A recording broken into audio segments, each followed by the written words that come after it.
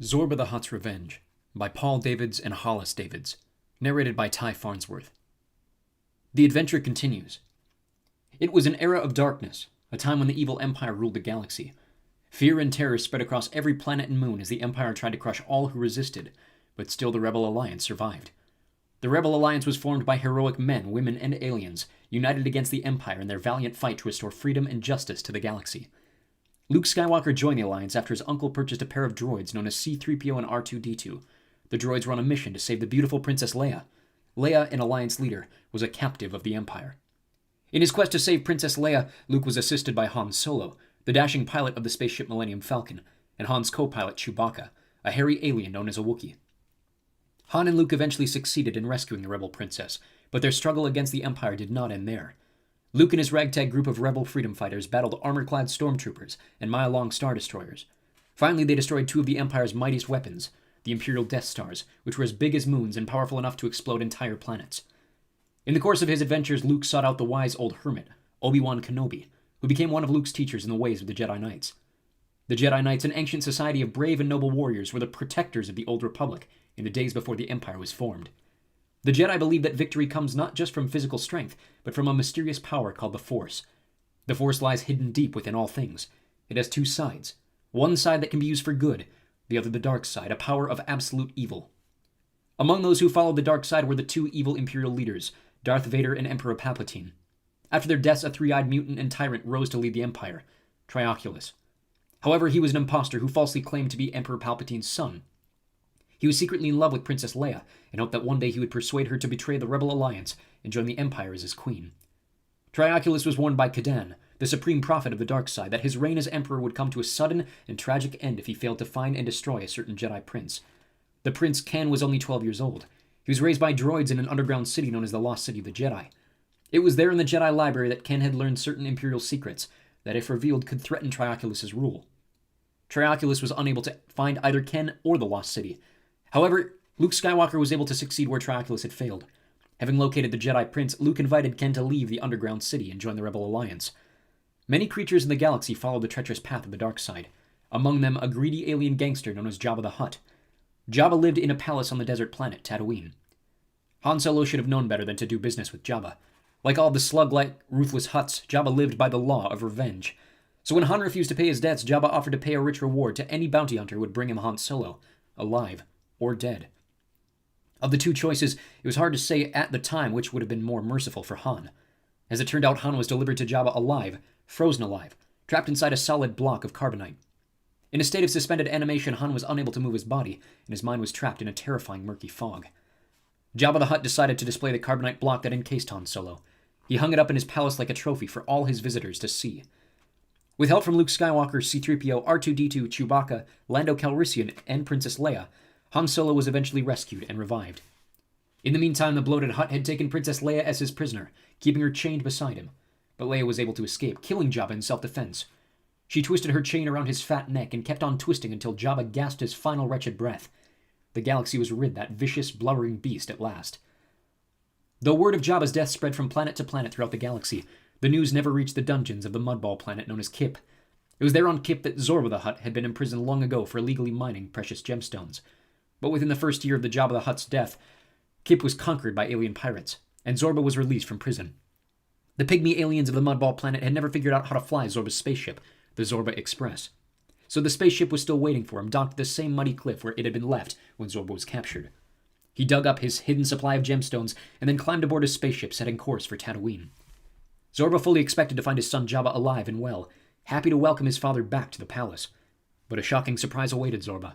The fury of a Hutt was about to be unleashed, a fury known as Zorba the Hutt's Revenge. Chapter 1. The Droid Fest of Tatooine. Luke Skywalker's Y-Wing starfighter zoomed through deep space on its way to Cloud City for Han Solo's housewarming party. Han's sky house was finally built. It was now floating in the air 2 miles away from Cloud City on the planet Bespin. "I've got it!" Luke Skywalker exclaimed as he adjusted their flight path. "I know what we could get Han as a housewarming gift. We'll get him an ultra-high-density household communication screen." The 12-year-old Jedi Prince strapped into the seat alongside Luke shook his head no. "Sorry, Commander Skywalker," said Ken, "but Han already has 2 of them." "Oh, well, scratch that idea then," Luke said disappointedly. In fact, scratch all 10 of the ideas I've come up with so far. Ken closed his eyes, forcing himself to concentrate. What about getting Han a holo projector, or a deluxe power booster for one of his 2 cloud racing cars? Or what about a supercharged multi-directional laser blaster? Suddenly Ken bolted upright, pulling against his straps. I know what we should get, Han, he declared. A housekeeping droid. A housekeeping droid, the golden droid C-3PO echoed. Now that's a brilliant idea. Droids make very practical gifts, added Microchip, Ken's silver droid whom Ken had called Chip for as long as either of them could remember. R2-D2 tooted, the barrel-shaped utility droid signaling his agreement. The vote from the 3 droids aboard the spaceship was unanimous. All in favor, none opposed. Well, I don't know, Luke said, knitting his eyebrows. Han has been a bachelor all his life. Do you think he'd want a droid around to live with him? What does being a bachelor have to do with it? Ken asked. A housekeeping droid isn't like having a wife, it's just a robot. Just a robot? Chip piped up, offended. After all we droids have done for you, Ken, you call us just robots? The fact of the matter is, replied 3PO, Han Solo knows nothing about keeping a huge house clean. He'll need help desperately. He can't expect Chewbacca to be cleaning up after him all the time. Why, Han and Chewie can't even keep the cockpit of the Millennium Falcon straightened out. If you ask me, a housekeeping droid is a perfect solution. Okay, you convinced me, Luke replied. But now comes the hard part. Choosing the droid. Luke activated the star map on their navigation screen.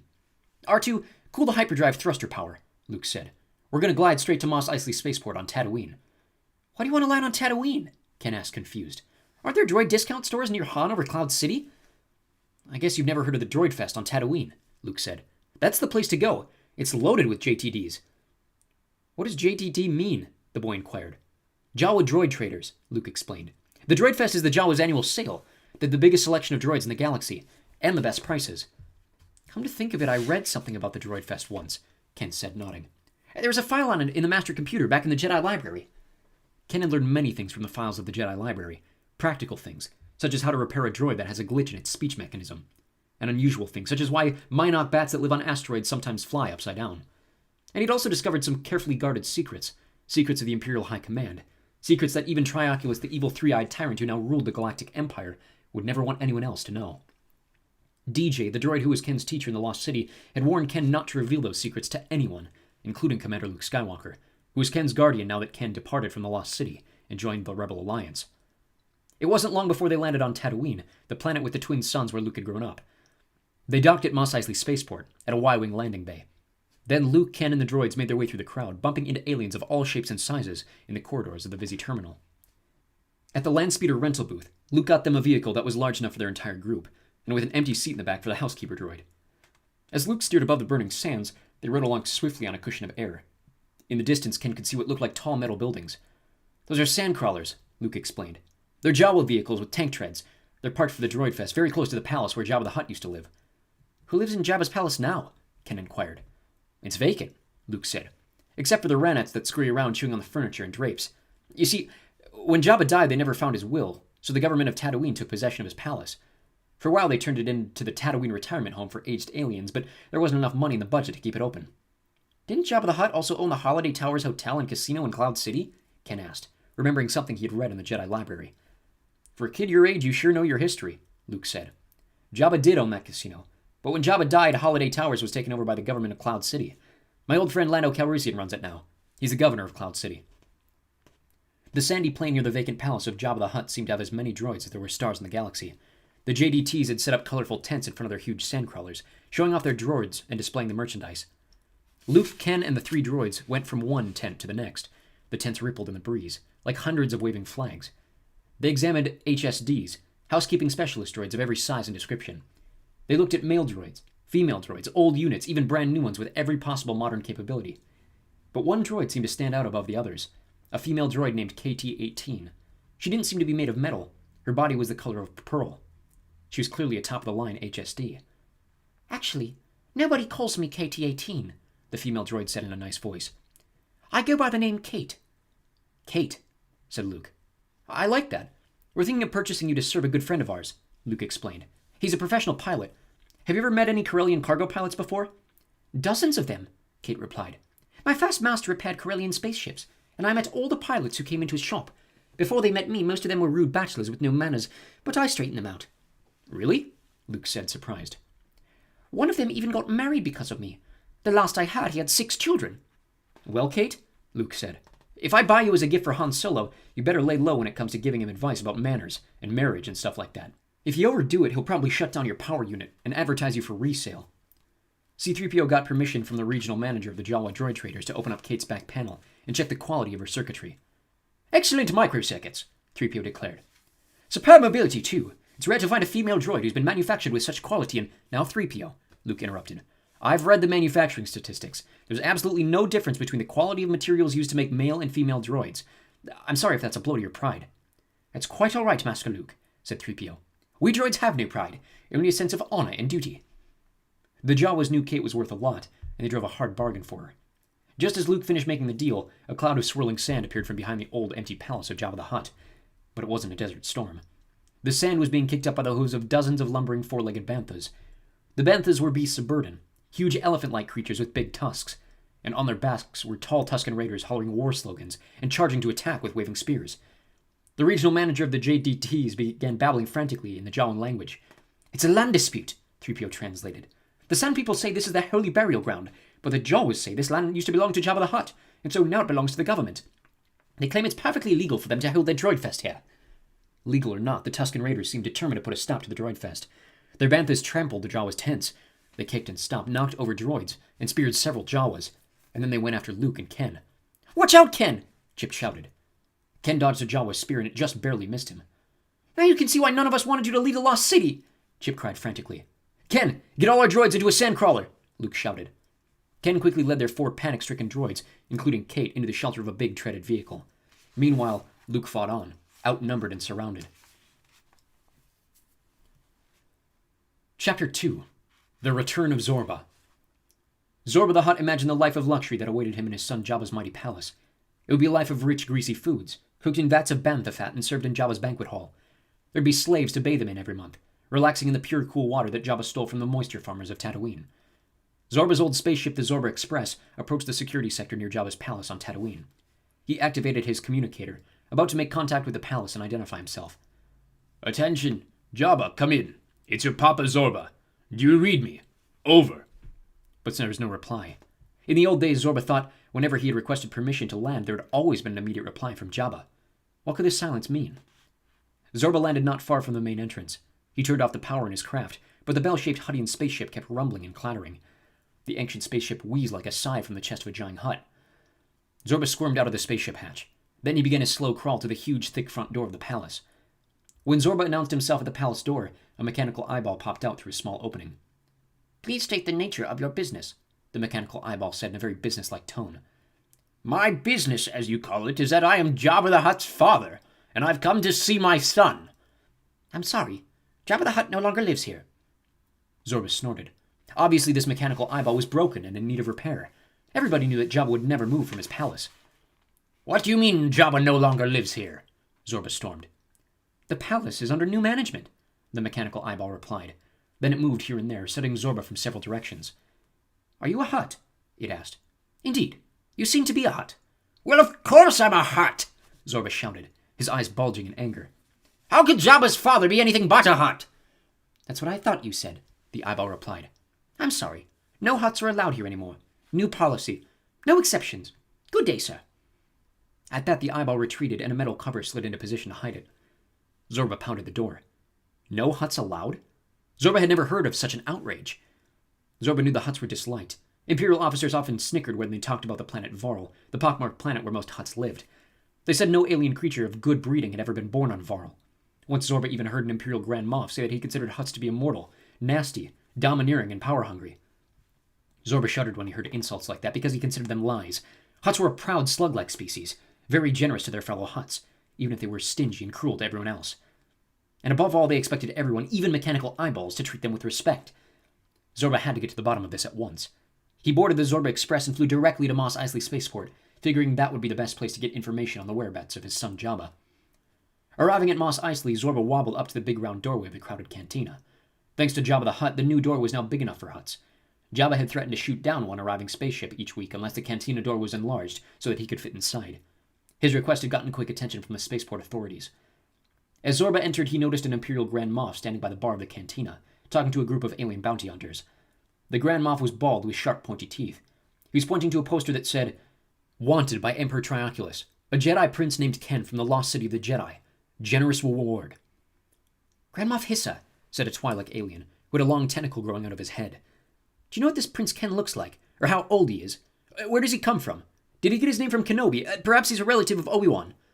I'm sorry, I'm not authorized to release that information, Grand Moff Hissa replied, seeming to cover up for the fact that he didn't know. However, I am authorized to reveal that the Empire believes that Ken may have departed from the fourth moon of Yavin with Luke Skywalker. The two of them are almost certainly traveling together. Ahem! Zorba cleared his throat. All eyes turned to look at his huge wrinkled body, with its braided white hair and white beard. They stared at his enormous reptilian eyes and his lipless mouth that spread from one side of his face to the other. I am Zorba the Hutt, father of Jabba.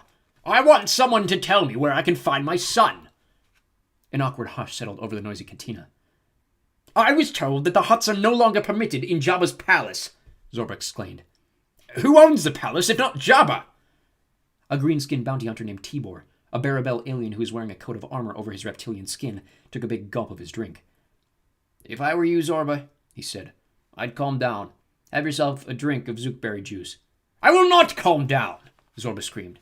I want information about Jabba, and I'll pay 5 gemstones to anyone who talks. The offer suddenly turned everyone in the cantina into an authority on Jabba. Dozens of voices began blurting out all sorts of things at once. But there was one voice that stood out above all the others. You seem to be the only creature this side of the Dune Sea who doesn't know that Jabba the Hutt is dead, Grand Moff Hissa said. Zorba clutched his heart. Dead? Was his heart going to explode? My son! Dead! Zorba let out a wheezing sigh of grief that vibrated the whole room. How did Jabba die? He demanded. He was murdered by Princess Leia, a Genet said, scratching the white fuzz that covered his body. Yes, it was Leia, an Aqualish alien agreed. She killed him in cold blood, Tibor shouted, pounding his body armor with a green fist. Princess Leia was Jabba's slave, the Twi'lek alien explained.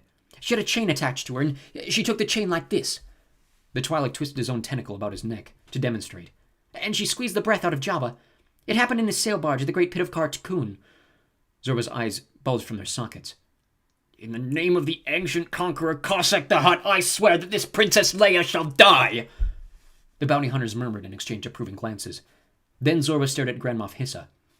Tell me, Grand Moff, who is living in my son's palace? Unfortunately, Jabba didn't leave a will, Grand Moff Hissa explained. So naturally, the planetary government of Tatooine took custody of his property, with the permission of the Empire, of course. At the moment, the palace is in ruins. Only the Ranats live there now. Ranats! Zorba spit on the cantina floor in disgust. I want 10 bounty hunters, Zorba announced. 10 strong men, or aliens, to come with me to Jabba's palace. I will pay 7 gemstones each. There were more than 10 volunteers, and each of them wanted to be paid before setting foot outside the cantina. Zorba refused their request. If any man or alien amongst you doesn't trust me to pay up once the job is done, Zorba threatened, then I don't need you. The volunteers decided to take their chances. But all the way from the cantina to Jabba the Hutt's vacant palace, they argued among themselves about whether they had acted wisely. Most of them thought that they should have at least demanded a deposit of a few gemstones. After a hot ride across the scalding desert in an old sail barge, they arrived at Jabba's palace. Tibor aimed his portable anti-orbital ion cannon at the thick front door. The cannon blasted a hole in the door, a hole big enough for Zorba to squirm through. Inside the palace, dozens of hairy Ranats scurried for safety at the sound of the explosion. They hid in the dark stairwells and palace closets, clutching their long rodent tails in terror. The bounty hunters followed Zorba into the dry and dusty palace, which was in ruins. The Ranats had chewed the splendid Corellian carpets, clawed at the expensive wall hangings from Bespin, and torn apart the custom furnishings from Alderaan so they could eat the stuffing.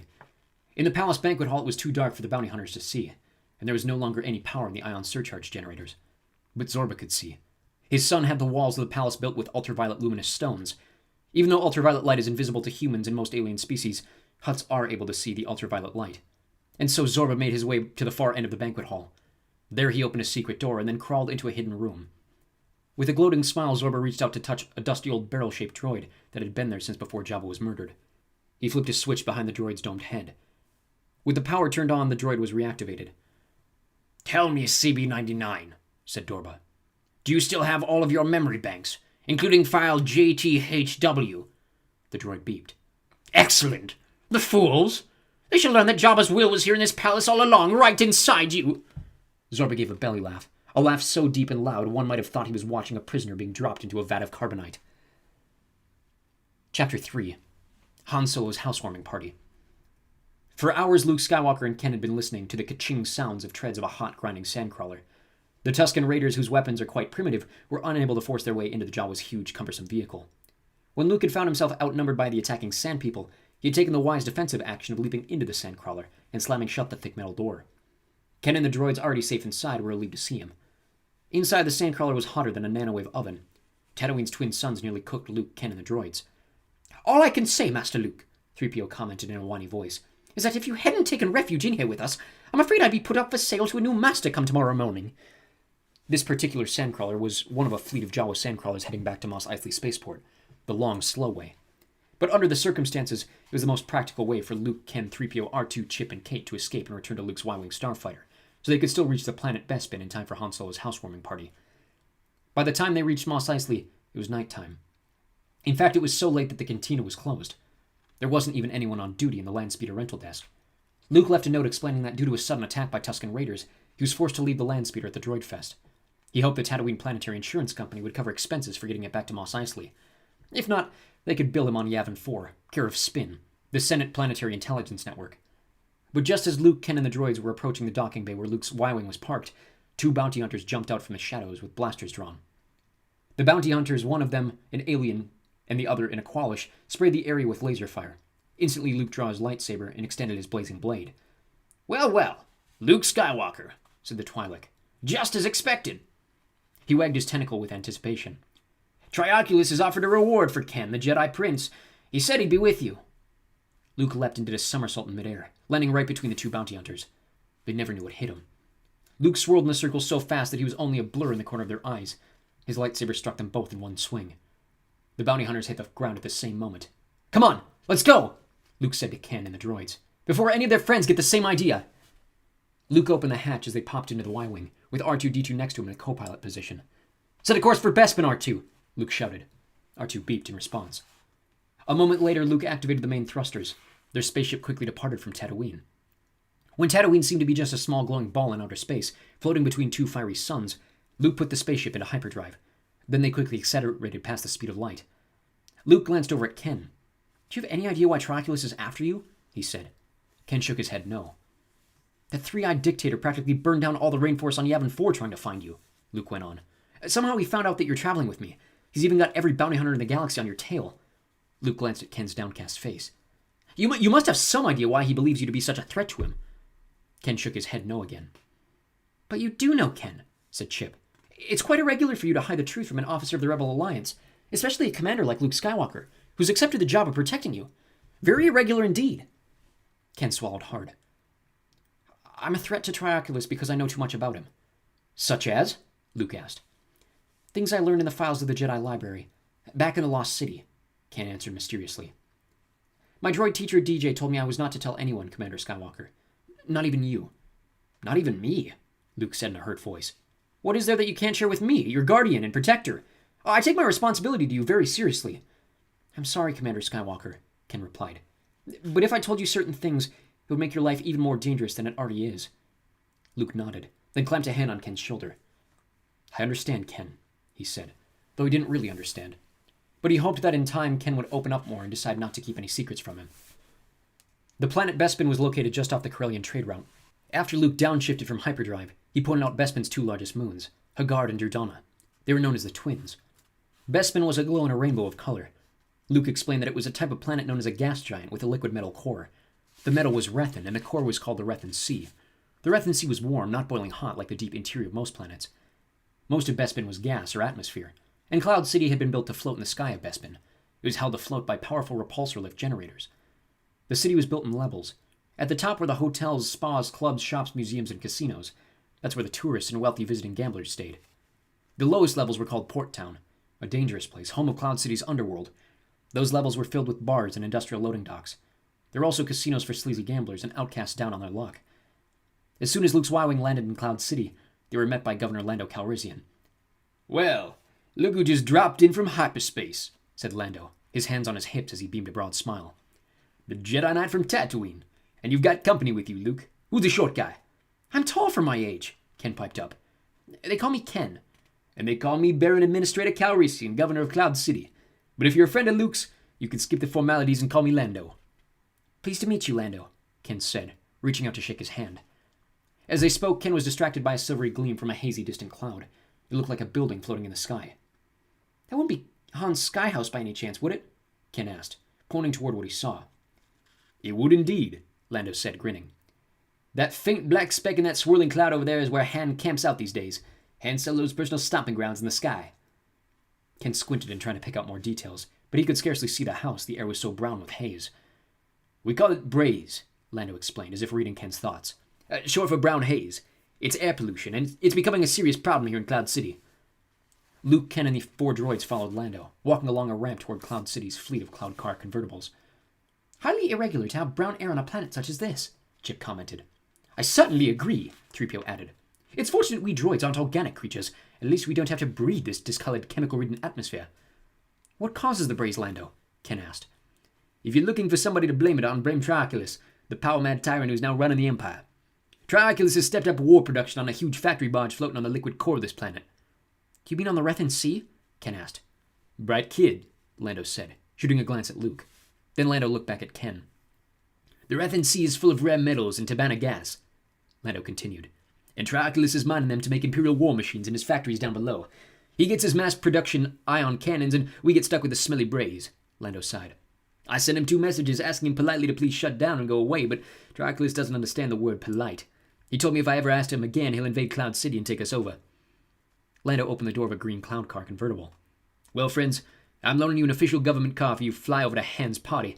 Climb aboard." "Aren't you going to the party with us, Lando?" Luke asked. "Later. Tell Han I'll be by in a few hours." Lando pointed toward a tall building, the Holiday Towers Hotel and Casino. "I've got some police business to check on. A greasy little Rhodian alien has a new system for cheating at the card game of Sabak, and he's trying to break the bank at Holiday Towers again." At Han's private cloud, the spectacular housewarming party was already in full swing. A true intergalactic affair. There's dancing, music, friendly conversation, and plenty of zookberry juice. The floating sky mansion was filled with humans, aliens, and droids, all bumping into one another's elbows, claws, fins, flippers, and metal arms. In the center, the most comfortable chair ever designed, a sort of gigantic floating pillow, was reserved for the guest of honor, Princess Leia. Her eyes were closed for the moment, letting the gentile rocking motion relax her and help her for a few moments to forget her worries about Spin's plans and secret projects. Beneath Leia's floating chair, Han was playing the role of busy host, making sure that everyone's zookberry glasses were full, catching up with his buddies from his home planet, most of whom were bachelor Corellian cargo pilots. One by one, he introduced everyone to Princess Leia. Meanwhile, Admiral Akbar, the sad-eyed Calamarian fishman, stood out in front of the band and talked on and on about the military strategy that helped with the Battle of Endor for the Rebel Alliance. But nobody was paying much attention to Admiral Akbar, especially when Han began to open his housewarming gifts. Every few minutes, Han had to jump up and run to the kitchen to check on the gourmet feast he was cooking on his nanowave stove. Then Chewbacca put on a chef's apron and took over the cooking, so Han could dance with Princess Leia. The band knew all of Han's favorite Corellian folk dances. Han even taught Leia how to do the space pirate boogie. When they were both out of breath and laughing from dancing so hard, Han asked the band to play Sweet Lady from Alderaan. He thought it would make Leia happy because Alderaan was her home planet, but instead it brought tears to her eyes as she remembered how the Empire had used the Death Star to blow up the entire planet of Alderaan to pieces. Then Leia started coughing. "Are you all right, Princess?" Han asked worriedly. "It's the braze," she said. "The air pollution on Bespin seems to be getting worse." "Chewie!" Han shouted, poking his head into the kitchen. "Turn up the power on the repulsor lifts.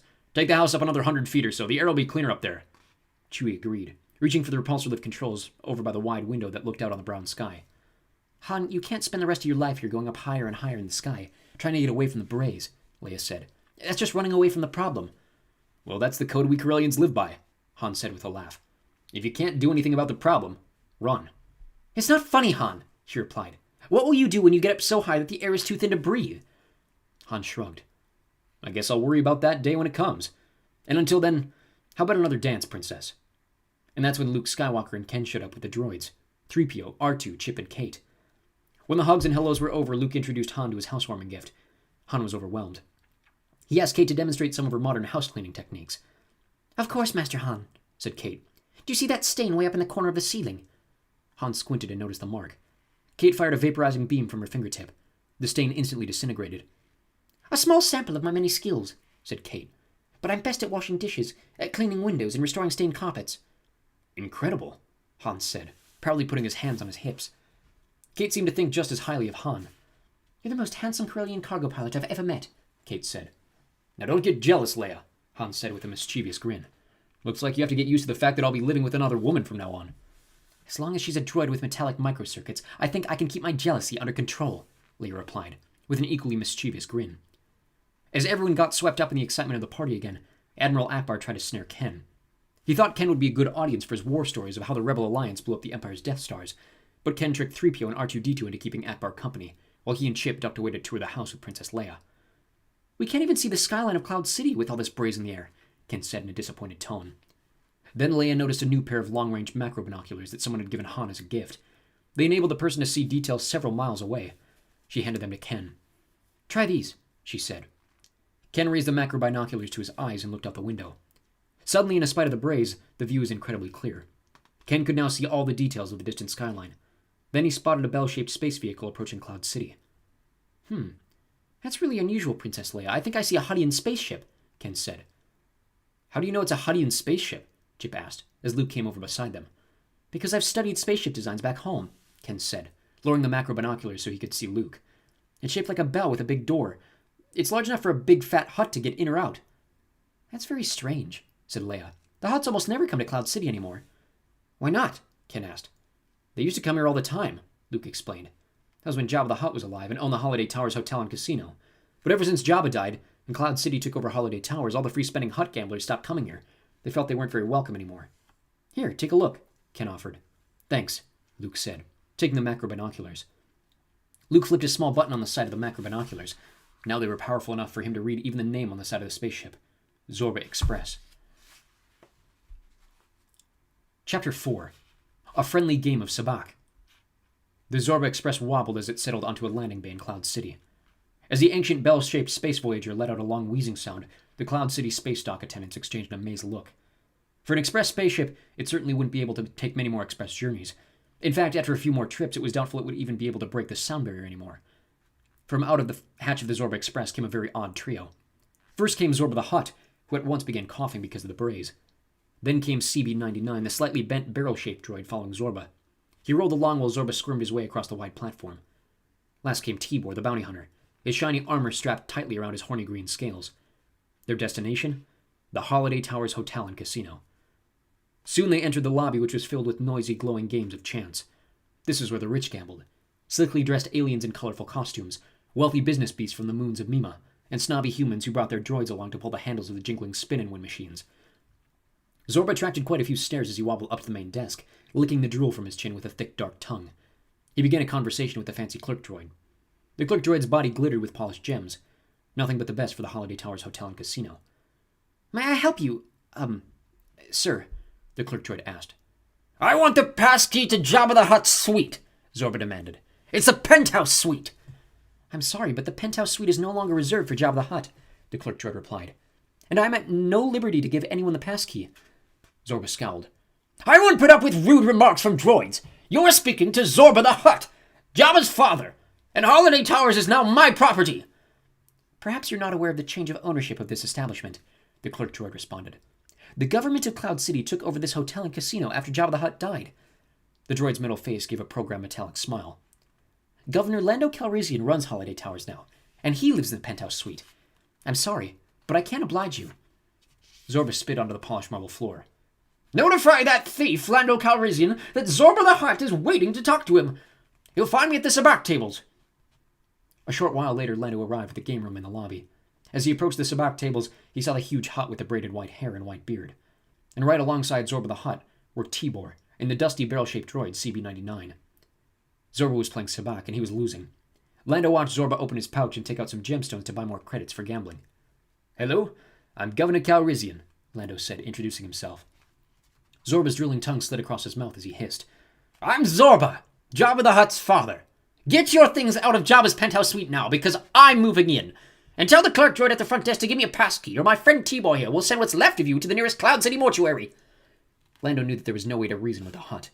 The only way to get the better of a Hutt was to trick him, outsmart him, or wound his pride. Lando had been around Cloud City casinos long enough to know how to recognize a miserable sabacc player when he saw one. And from the number of gemstones he had seen Zorba lose, it was obvious that Zorba was an amateur, totally inexperienced at the game. If Lando could talk Zorba into settling their dispute by playing a game of sabacc, then getting rid of this meddlesome Hutt would be a breeze. Tell you what, Zorba, Lando offered. I'm a gambling man and a fair sport. I challenge you to a game of sabacc. If you lose, you agree to get out of the casino, leave Cloud City, and never come back. And if you lose the game, Zorba said to Lando, you will leave Cloud City and never come back. And before you go, you'll appoint me as your replacement as governor. Do you have a bargain? Lando scratched his chin, thinking it over, recalling the time he'd gambled away the Millennium Falcon to Han Solo in a sabacc game. But Lando had learned a lot about sabacc since then. In fact, he was now the best player in all of Cloud City, second to none. We have a deal, Lando said with a grin. Zorba spit into the palm of his right hand and held it out toward Lando. Shake on it, then! Lando's heart sank as he thought about having to touch Zorba's saliva-covered hand. He held up 2 fingers like a junior Galaxy Scout. What if I just say, cross my heart and hope to die? Lando asked. Then you will die! Reluctantly, Lando spit into his own palm. And in the most disgusting moment of his life, Lando clasped Zorba's scale-colored hand and shook it. Then Zorba opened up his pouch that had the gemstones and took out his own deck of sabacc cards. What's that deck for? Lando asked. We play with my deck, Zorba replied. Now wait just a minute, Lando protested.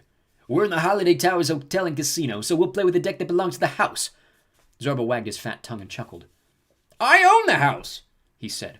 This is my casino, therefore we shall use my deck. You don't have any legal claim to this casino, Lando replied. Jabba the Hutt died without a will. This hotel and casino automatically belongs to the government of Cloud City. Zorba roared out a belly laugh. Then with his huge glaring reptilian eyes, Zorba glanced at the barrel shaped droid at his side. CB-99, show Lando the hologram of your file called JTHW. Jabba the Hutt's will. As instructed, the little droid projected a hologram into midair. It showed the bloated, wrinkled face of Jabba the Hutt, reading his will. His instructions for what to do with his property upon his death were perfectly clear. Since I have no wife or children, the hologram of Jabba explained, if I should die before my dear father, then everything I own shall be Zorba the Hutt, including my palace on Tatooine, my hacienda in Mos Eisley City, the Holiday Towers Hotel and Casino in Cloud City, and... The list of Jabba's possessions went on and on. Then the hologram ended, and with Lando's self-confident mood also ended. Zorba laughed again, exposing the inside of his slimy mouth. He roared. Just as I said! Since I own the house, we shall play with my deck of sabacc cards! Lando's heart sank again. He inspected Zorba's deck twice, and to his surprise, he couldn't find anything wrong with Zorba's sabacc cards. Was it possible that it wasn't a rigged deck after all? Lando wondered. Lando wasn't able to discover the answer. He did discover, however, that it was the worst day he had ever lived. He lost every single round of the game. His foolish bet had wrecked his life. Lando didn't know, or even suspect, that Zorba had won because the deck had marks that only could be detected by a creature which could see ultraviolet light. For the moment, all Lando knew was that within an hour of his losing, he was up in his penthouse suite for the last time, packing his things, ready to depart forever. And now Governor Zorba the Hutt was running the hotel and casino, and all of Cloud City. Chapter 5. Trioculus' Factory Barge. Han Solo was disappointed that his party ended without Lando Calrissian ever showing up, but he was delighted with his new housewarming gift, Kate, the housekeeping droid. The guests departed except for Han and Chewbacca's closest friends, and within 2 hours the evidence of Kate's hard work could be seen in every room. The floors were suction cleaned, the dishes were sanitized, the trash was compacted and recycled, the leftover food was preserved in a cooling chamber, and thank you messages were written for each and every single one of the presents Han had received. Chewbacca howled with a big smile. You're right, Chewie, said Han Solo, shaking his head in amazement. No way I could make a homeowner without the help of a housekeeping droid like Kate. Han gave Luke a nudge. Thanks a lot, old buddy. You sure had a good idea. Don't thank me for the idea, Luke said. Thank Ken. He thought of it. The idea just popped into my head, Ken explained, smiling. Both Luke and Han gave Ken an appreciative pat on the back. I hope you will all give credit where credit is due, piped up the golden droid C-3PO, in a jealous tone, turning to face Han. I was the one who finally persuaded Luke of the merits of Ken's idea. I pointed out that you and Chewbacca seldom keep the cockpit of the Millennium Falcon neat and tidy. Without a housekeeping droid, in 2 weeks your house would end up looking like the trash compactor on board the Death Star. Do you remember when you were trapped in the trash compactor? And I said, yes, I remember, Han said quickly, shutting 3PO up. My thanks to you too, 3PO. R2-D2 beeped. And to you too, R2, Han added. Then he put his arm around the Princess Leia. And Princess, thank you so much for coming. The party wouldn't have been the same without you. I wouldn't have missed it for anything, she replied. Leia smiled and gave Han a peck on the lips. Han smiled back and gave her a long kiss in return. Han's communicator beeper was buzzing. Oh no, he thought. Who could be calling me now? Excuse me, folks, Han said. I'll just need a minute. Han went to his bedroom where an ultra-high-density household communication screen was located. He tuned in the large wall screen and received the incoming message. An image of Lando's face popped onto the screen, and he didn't look very happy. "Sorry I missed your party, Han," Lando said. "But a whirlwind of trouble came along and set my head spinning." "What's wrong, Lando?" asked Han. "This is goodbye, old buddy. My political career in Cloud City's just come to an end." "What are you talking about? You can't just leave. You're Cloud City's governor." "I only wish that were true," said Lando. "I blew it, buddy. Remember how cocksure and self-confident I was the day I bet Millennium Falcon and lost it to you in a sabacc game? Well, I had another attack of extreme self-confidence today, and I bet my position as governor in a game with Zorba the Hutt, Jabba the Hutt's old man." Han's mouth fell open. "Jabba the Hutt's father? That old slug? Nobody's seen him for years." "Well, he's back. And the bad news is he aced me, so Zorba's your new governor. Cloud City's sure to go to ruin." Lando glanced at his watch. "I'm on my way. My bags are packed and my spaceship for the Zabian system is all set to leave." "But what'll you do, Lando? You're out of a job." "Don't worry about me," Lando replied. "I've still got a few tricks up my sleeve. I've been thinking about trying my hand at the theme park business." A shocked expression swept over Lando's face. He could no longer put off telling Han the worst news of all. "Han, I overheard Zorba talking. He found out that Princess Leia killed Jabba. He's got the look of revenge in his big, ugly reptilian eyeballs. Whatever you do, don't let him find out that Leia's here on the planet. She's a goner for sure." Click. The screen went black. It was the end of the message. All the color was drained from Han's face. He called Luke and Leia into the bedroom and told them the news in private. "We better get you off this planet, Leia. And fast," Han said. "With Zorba out for revenge, he won't be satisfied until he succeeds. And if he manages to get his big, ugly Hutt hands on you, it's your funeral." Suddenly, on the other side of the door, they heard Kent scream out, "Oh no! Kate!" Then Kent came bursting into the bedroom without even knocking. "Commander Skywalker!" Ken yelled frantically. "Kate fell!" "What? Fell? How?" Luke asked. "She was outside cleaning the observation balcony," Ken explained, "and she leaned over and fell into the clouds."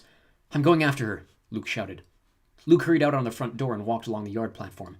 Struggling to keep his balance, he headed for the cloud car convertible he had borrowed from Lando, taking Han's macro binoculars with him. Luke leapt into the car. Then someone jumped into the seat alongside him. "Leia, but I thought you'd stay behind and move it, Luke, or she'll be halfway down to the Rethan Sea." Luke powered up. The cloud car took off and plunged into the clouds at a steep angle, straight into the thick braze. Luke triggered the hyper-accelerator. Now they were zooming faster than a droid would fall. Luke aimed the cloud car pointing straight down and accelerated even more. Soon through the misty braze, they could see Kate falling down below. Once Luke had been saved from a fall at the bottom of Cloud City. He had tumbled right into the hatch of the Millennium Falcon as it flew underneath to rescue him. Now he used the same strategy to rescue Kate. He flew the cloud car convertible beneath her, adjusted his angle and speed, and ever so gently she plopped right into the back seat. "How can I ever thank you?" Kate asked calmly.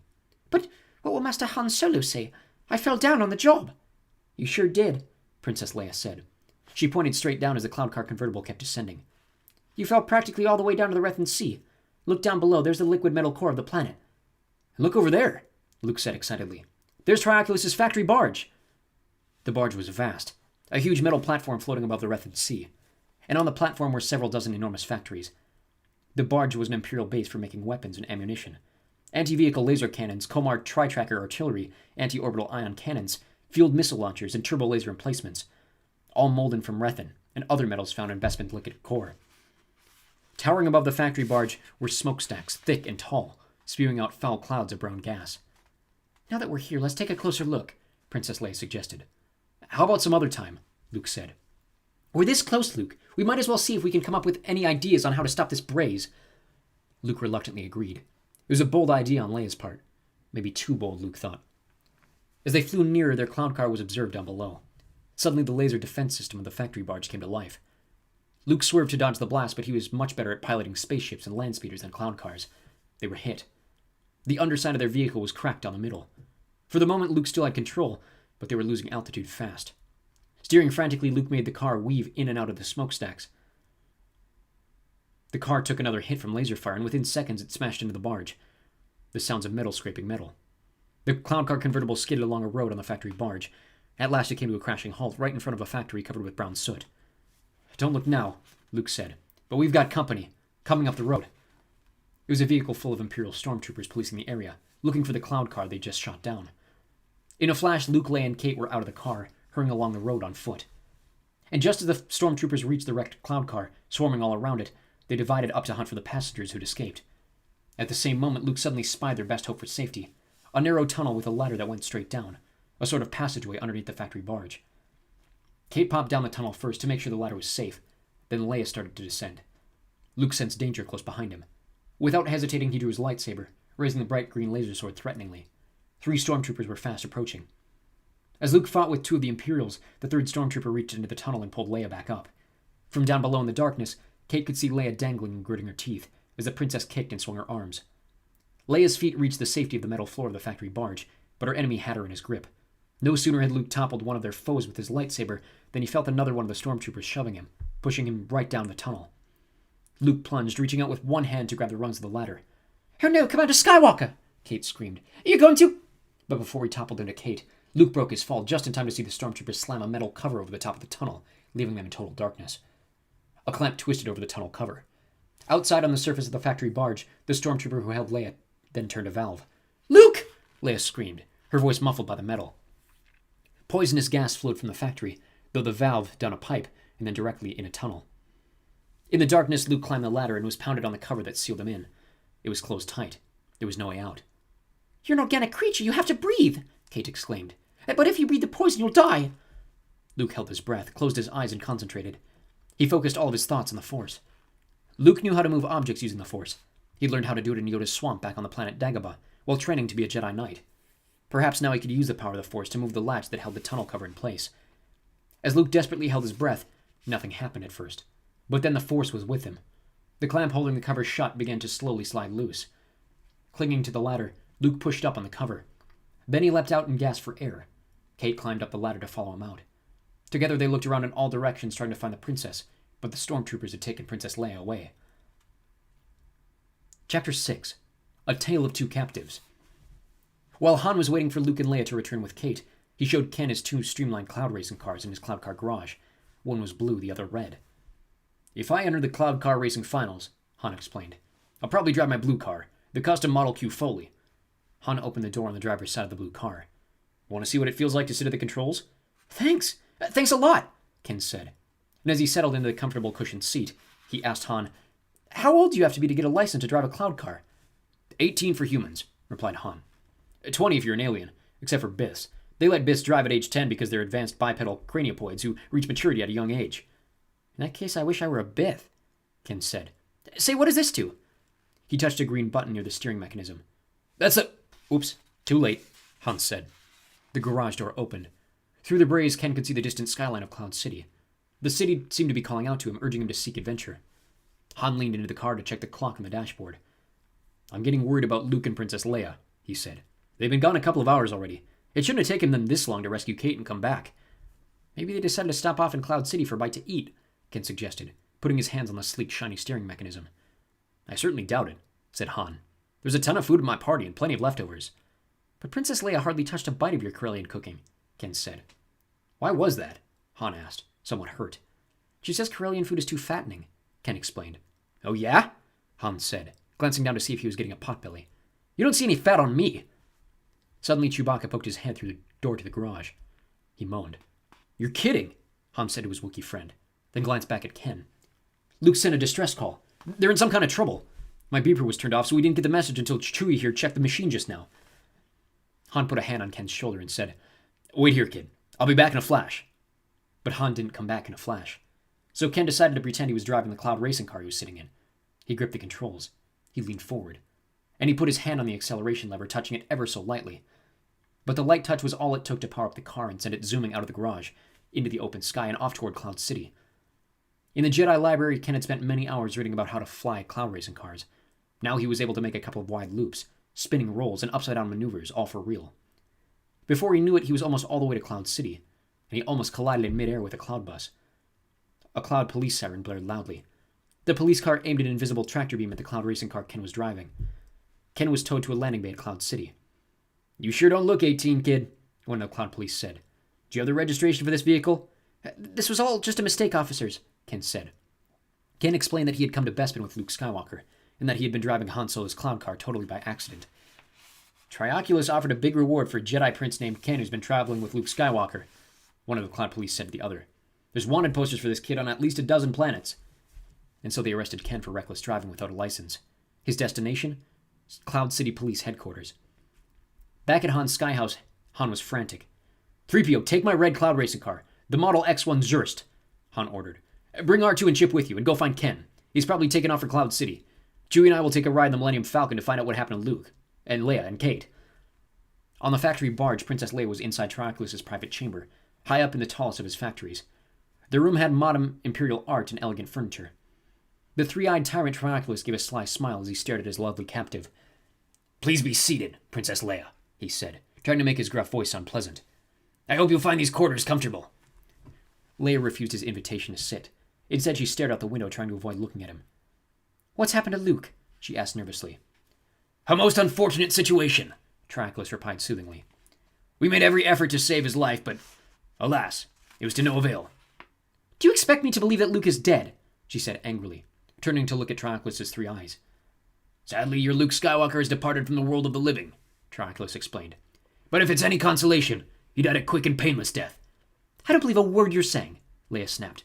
I would know it if Luke were dead. I would feel it. Perhaps not. Down here by the Rathan Sea, feelings are dulled. All feelings. That is my feelings for you, Princess Leia. You don't have any feelings, she said. You're a murderer, a liar, an inhuman monster.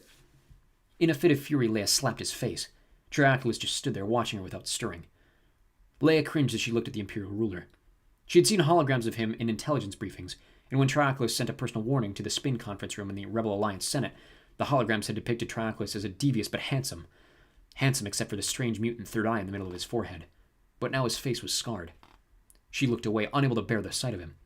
However, Trioculus couldn't take his three eyes off of her. He found Leia's strong but soft features to be beautiful. Trioculus was convinced that, in time, he might be able to bridge the gap between their opposite worlds. If she stayed with him long enough, eventually she might renounce the Rebel Alliance. And perhaps then, she would even come to accept the necessity of evil. Especially if he were to marry her and make her the queen of the Galactic Empire. Trioculus took a few steps toward her. Is it wrong to be a murderer? He asked.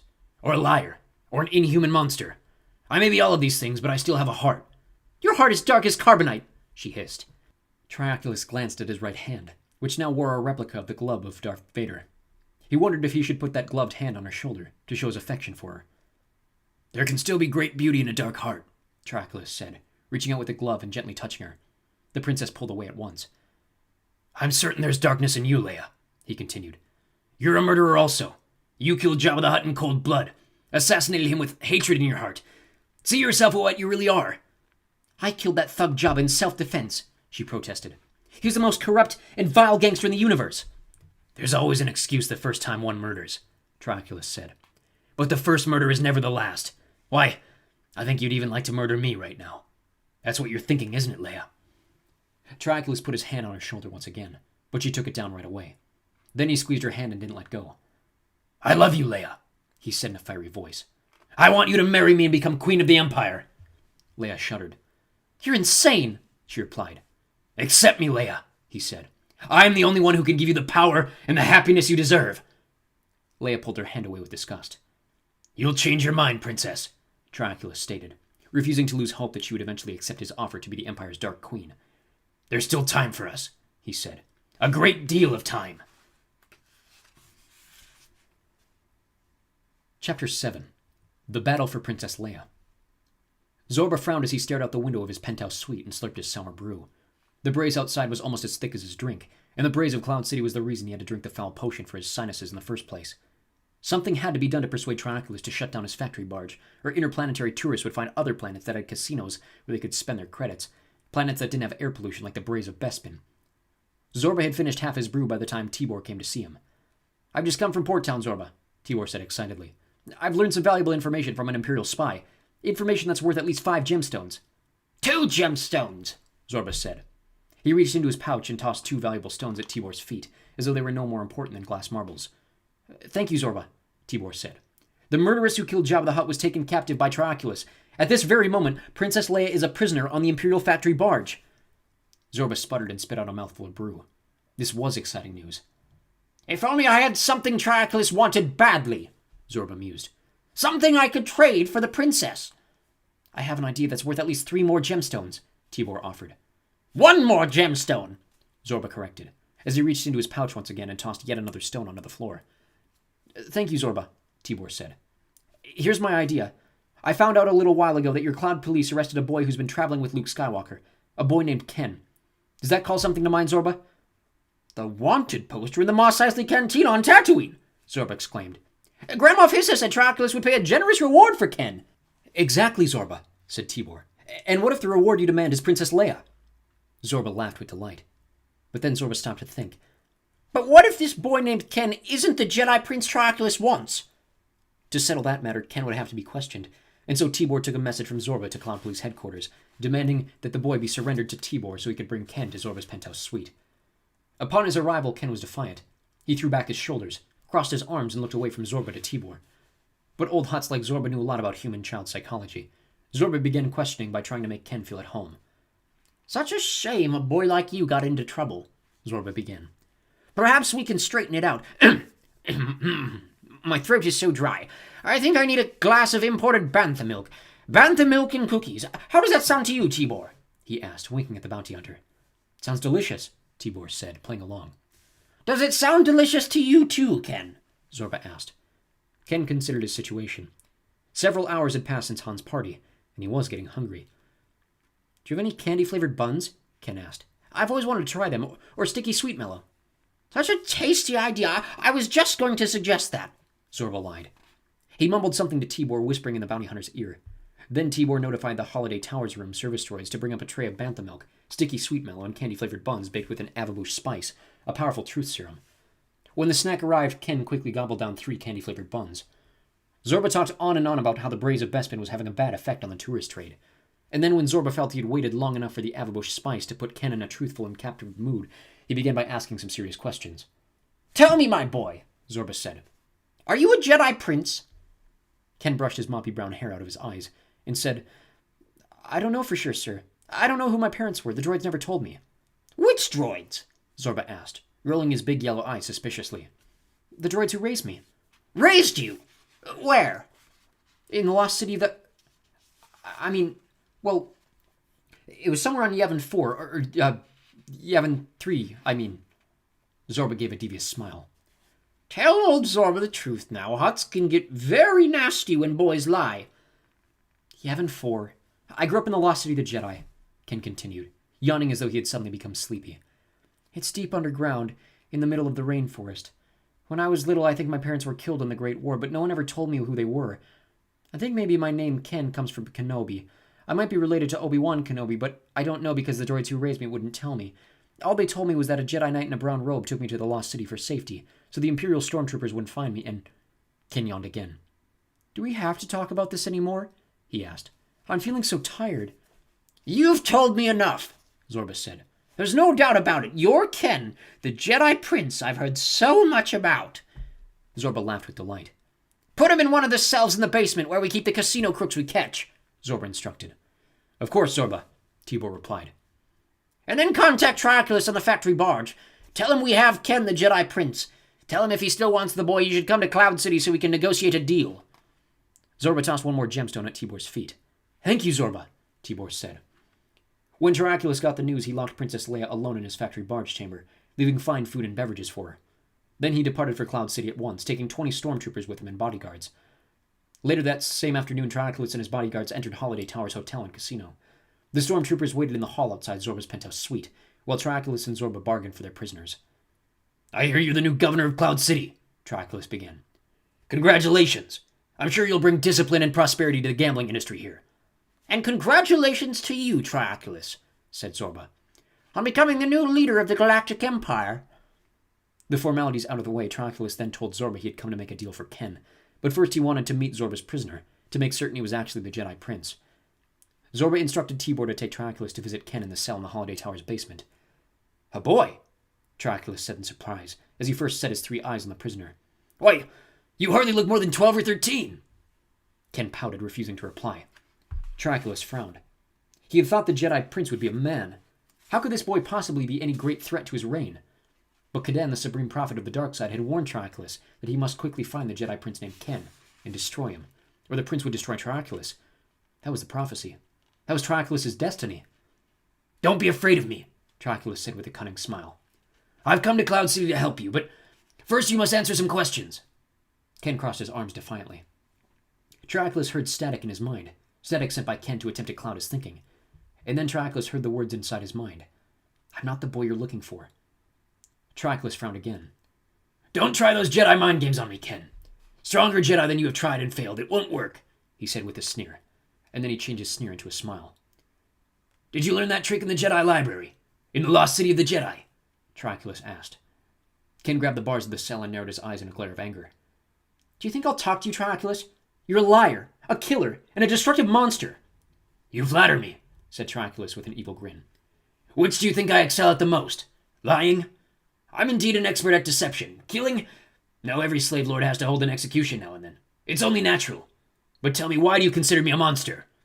You burnt down the rainforest on the fourth moon of Yavin. I had to do what I did to try to find the lost city, so I could find you. Perhaps the Jedi Prince would like another candy-flavored bun, Tibor offered sarcastically, handing the boy a bun through the bars of his cell. Ken's stomach was still groaning with hunger. He munched on the bun as the three-eyed Imperial ruler asked Tibor to depart, so he could talk to the prisoner alone, in private. Tibor left as requested. To foil spies and secret listening devices, Trioculus activated a small soundwave scrambler he carried in his pocket. It would assure that no one else would hear what they were saying. Ken yawned once more, feeling tired again. Why did you want to find me? Ken asked. Why, to become your protector, of course, Trioculus replied. So you could leave the droids who raised you and be free. Ken's eyelids felt weighted down, dragging him once again into sleep. What had Trioculus just said? He wondered. Things were becoming foggy. Something about wanting to become Ken's protector? You don't care about me, Ken declared, struggling to remain awake. You're a liar. I know why you've been looking for me. You want to destroy me because I know too much. What do you think you know that I would care about? Trioculus asked in a cagey tone. I know that you got to be ruler of the Empire by pretending you're Emperor Palpatine's son, but you're not. You're an imposter. Even I know what you did to the Emperor's real son, Triclops, and he's still alive. All three of Trioculus' eyes widened in alarm. Such imagination for a boy your age. You have a hell full of absurd fantasies. You know I'm telling the truth, and if you try to hurt me, I'll escape and tell everything I know about you. Who would you tell? Trioculus asked. Kadan, the supreme prophet of the dark side, Ken said. Nothing escapes Kadan's attention, Trioculus said. I sincerely doubt you could tell him anything he hasn't already foreseen in his prophecies. Then I'll tell all your enemies in the Empire. If they ever find out the truth about you, they'll assassinate you. Trioculus understood at once that this Jedi Prince would have to be destroyed, at any cost. If some of his enemies who didn't know any better were to find out the truth, they would begin a search for the Emperor's real son, and try to put that insane madman in power. Trioculus had to stop that from happening. Palpatine's real son, Triclops, was too dangerous and destructive for even the Empire to tolerate. Trioculus and the Central Committee of the Grand Moffs knew all too well that Triclops was incurably insane and a terrible threat. They had managed to imprison and hide him in Imperial sane asylums, but they knew it would be unwise to destroy him, because Triclops often betrayed himself. In his mad dreams, he had come up with many ideas that had proved useful to the Empire. His ideas, and inventions, had been essential to them for building certain weapons and machines of destruction. You're a young boy with a strong opinion, and dangerous ideas, Trioculus said, his voice suddenly becoming very gruff. We shall meet again, Jedi Prince Ken. Very soon. Trioculus went back to see Zorba the Hutt at once. I want that boy, Trioculus said. What's your price? Zorba gave a slobbering smile and chuckled.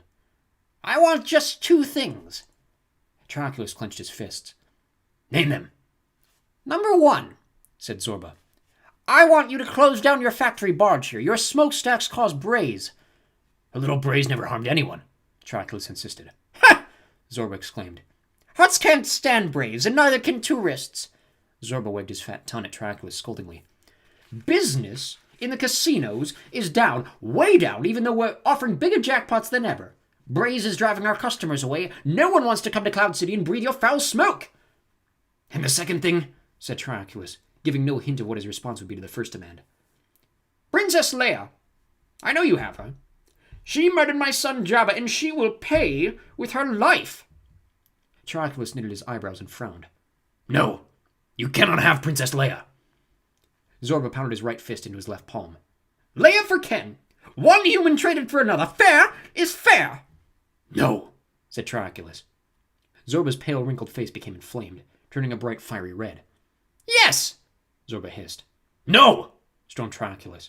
Yes, yes, yes, I am a Hutt, and a Hutt does not allow the murder of his son to go unavenged.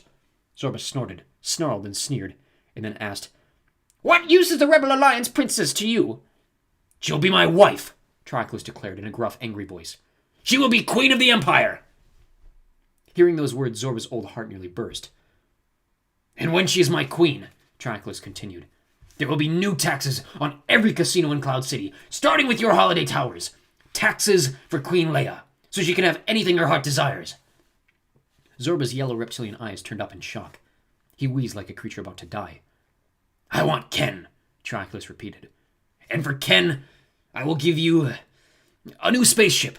They say the old Zorba Express is ready to be made into scrap. Zorba spit on the ground near Trioculus's feet. Curse you, you three-eyed mutant, he growled. You will never get Ken. Trioculus leaned forward, turning his hands into fists. Give me Ken now, or I will destroy Cloud City. Zorba's eyes narrowed and glowed like yellow fire. We met as friends today. We congratulated each other, but from now on until the end of time, you and I are sworn enemies. And once a Hutt makes an enemy, there is no retreat until death. It is you who will die for this, Zorba, Trioculus threatened. May I never look upon your ugly, scarred face again, Zorba replied. Trioculus pressed a button in the communication device on his belt.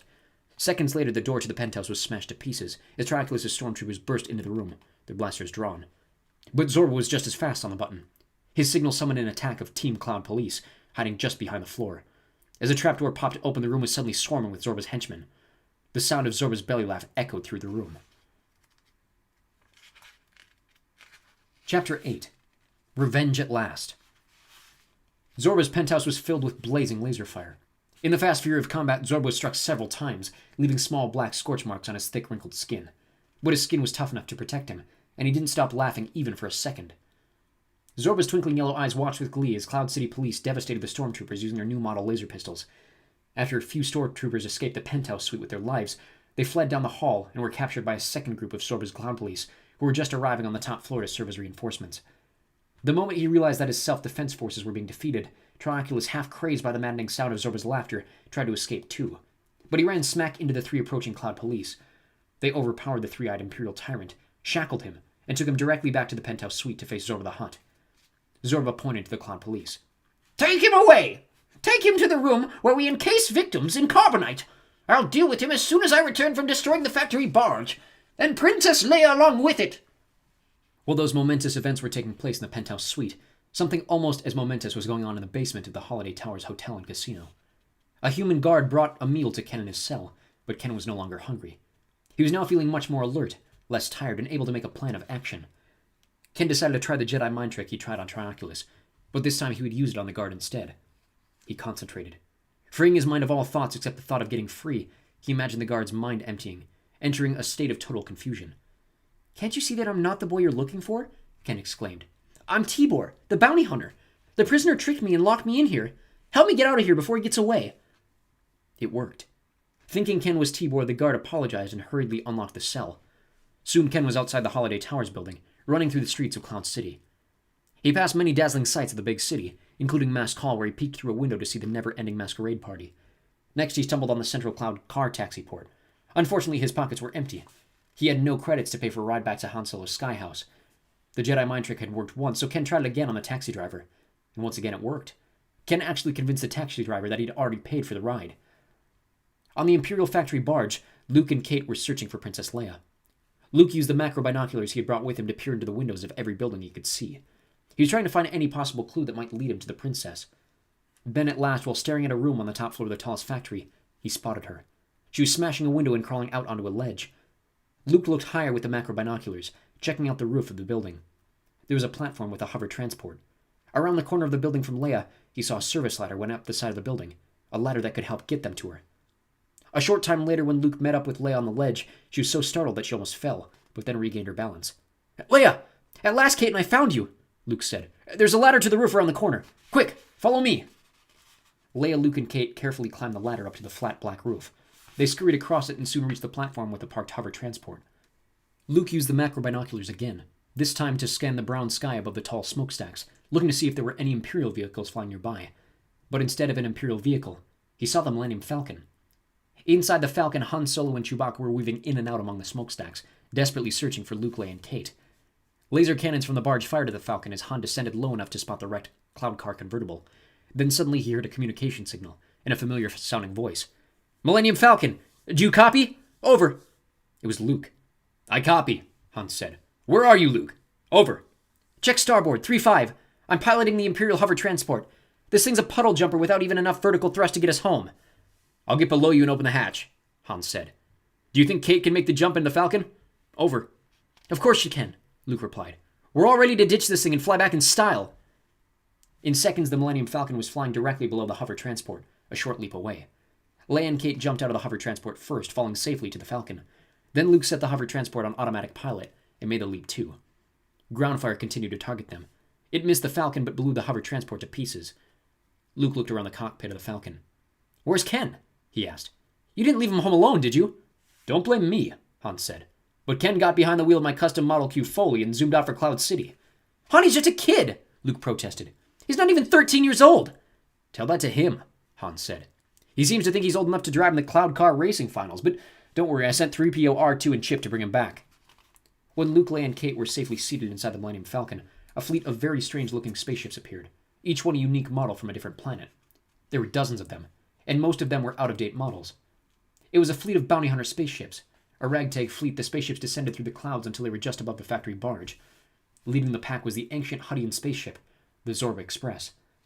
The Millennium Falcon soared away from the factory barge and over the Rethan Sea, just in time to avoid being spotted by the incoming fleet. From inside the Falcon, Han, Chewbacca, Luke, Leia, and Kate could see the fleet of spaceships attacking the factory barge. The spaceships attacked relentlessly, dropping ion explosives, nova bombs, and dunium acid mines. The entire factory barge began to quiver and tremble under a shock of the tremendous blasts. At last, Zorba the Hutt scored a direct hit on the central generator building, the domed power center for the Imperial barge. In their last look back, Han, Chewbacca, Luke, Leia, and Kate saw the factory barge splitting in two, and then shattering. A huge fireball rose into the plumes of brown smoke. Han Solo could practically feel the heat of the explosion behind him as the Falcon flew farther and farther away. The factory buildings, smokestacks, and all plunged down into the sea of liquid Rethan, then vanished as if they had never existed at all. "A narrow escape, Chewie," Han said with a grin. "If I'd stopped for even half a minute to lubricate our sub-automatic accelerator, our friends here would still be down there, boiling and bubbling Rethan." Han wasn't the only one who was pleased with his timing. Zorba the Hutt was just as pleased, because he had information that Princess Leia was a prisoner in the tallest building on the barge, trapped in Triaculus' chambers. And so he was convinced that Princess Leia had gone down with the factory barge, and that the mortal remains were now sinking deep into the liquid metal core of Bespin. The death of Jabba the Hutt had been avenged. Zorba roared in triumph. Zorba the Hutt returned directly to Cloud City, to the very room where Darth Vader once encased Han Solo in carbonite. There, Triaculus was strapped to a hydraulic platform from which he could not escape. "Your so-called Queen of the Empire is dead, Triaculus," Zorba announced.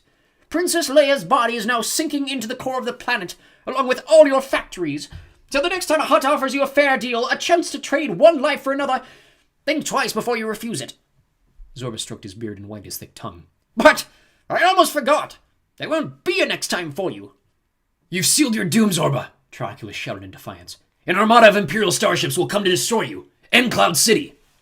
Zorba thumped his massive tail on the floor in anger.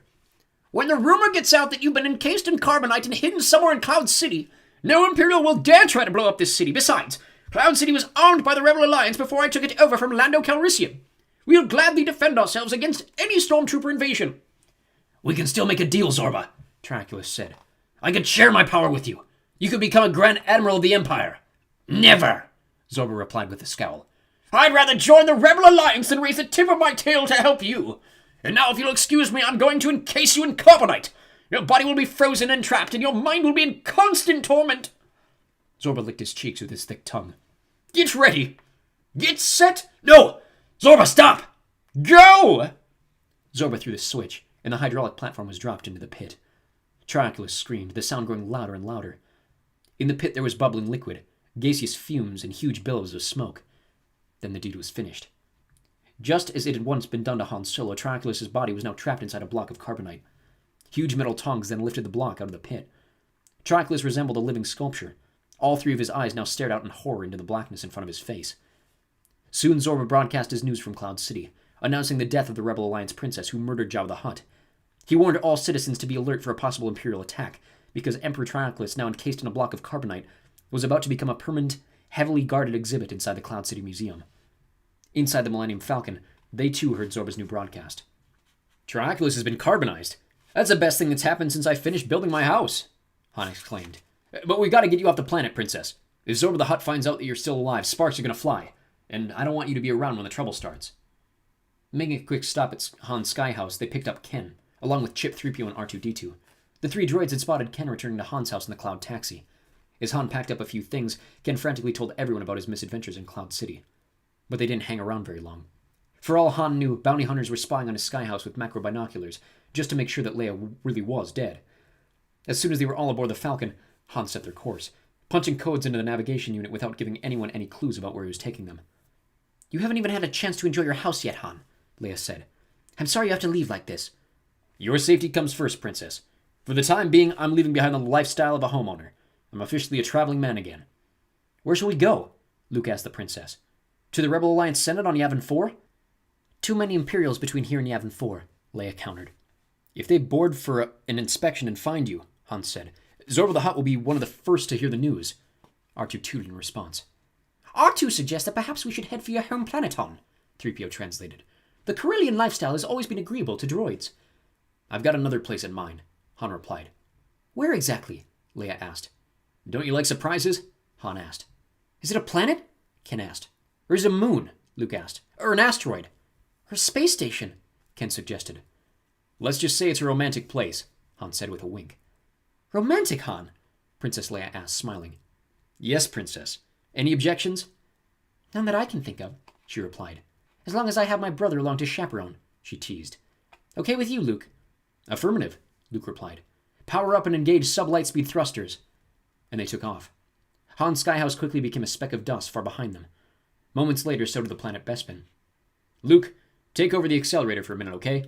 Han asked. Luke took control of the acceleration lever, and Han gave Princess Leia a kiss. A very long kiss. While he was kissing Princess Leia, a crazy thought popped into Han Solo's mind. Maybe he should propose marriage to her. Maybe it was about time that he popped the question. But what would he say exactly? Senator Leia Organa, could you ever love a mischievous Corellian pilot like me enough to say I do at the altar?